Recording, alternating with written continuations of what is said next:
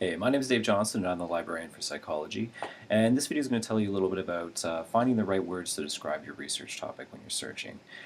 So often this is one of the more challenging aspects of doing research, is finding the words that are actually going to unlock the articles that you're looking for. And oftentimes there are obviously synonymous ways to describe the same thing.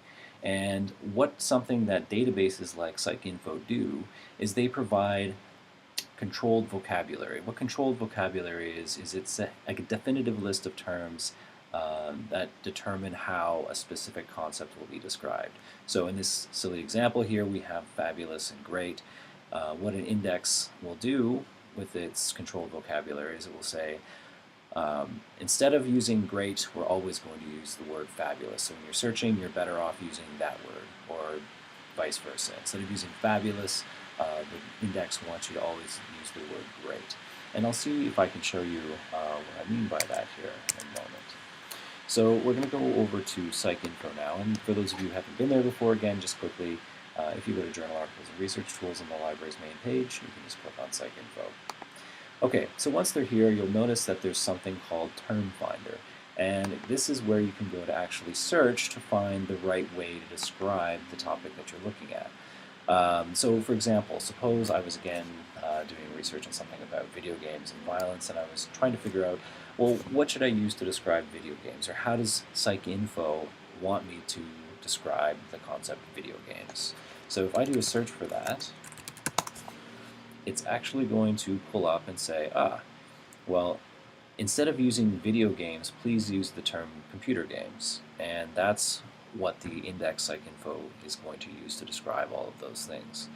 So if I were to click on computer games now, it's going to give me a breakdown of related terms, broader terms, narrower terms, and different ways that you can use to describe this concept. So again, we want to describe video games. The index is telling us use computer games, and also there are broader terms. Computers and games obviously are more all-encompassing than computer games, which is more specific. And then there are other ways other terms that are related to it that you may also be interested in using when you're doing a search.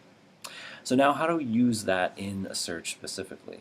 So you'll notice there's a little checkbox here. So if I check that off, you can see over here selected terms, that's been added to my search. So I'll click that. And you can see that computer games as an index term from this drop-down menu has been selected. So now when I do a search, I'm going to pull up every single article on psycINFO that has been tagged with the term computer games, essentially. And I can do that for other related terms. So violence, I may want to use a search to see what does the index use for the term violence. Maybe they use aggressive behavior, maybe they use something else. And you can continue to add those index terms that the database uses in a similar way.